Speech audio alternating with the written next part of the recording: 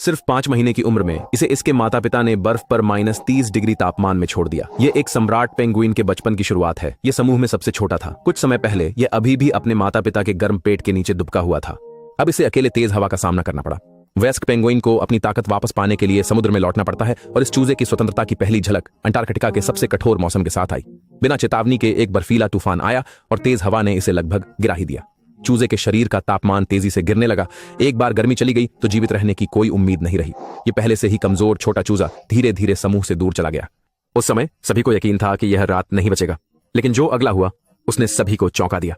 चूजे बर्फीले तूफान में लड़खड़ाते हुए चले और धीरे धीरे एक साथ झुंड बनाने लगे। कोई आवाज नहीं हुई। वे बस चुपचाप समूह के बीच में दब गए। जैसे ही वे इकट्ठा हुए, तापमान तुरंत बढ़ गया। छोटा भी केंद्र में घुसने में कामयाब रहा। कई बड़े चूजों से घिरा हुआ, इसके जीवित रहने की संभावना नाटकीय रूप से बढ़ गई। बर्फीला तूफान गुजरने के बाद छोटा जीवित बच गया। हालांकि युवा था, उसकी जीने की इच्छा असाधारण रूप से मजबूत थी। आने वाले दिनों में चूजे पंख झाड़ने लगे। उनके भूरे पंख गिर गए, जिससे काले और सफेद पंख दिखाई दिए। इसका मतलब था कि वे जल्द ही पहली बार समुद्र में प्रवेश कर सकेंगे। लेकिन एक नई समस्या उत्पन्न हुई। उस वर्ष समुद्री बर्फ असामान्य रूप से जल्दी पिघल गई। समुद्र तक का रास्ता 10 मीटर ऊंची चट्टान में बदल गया था।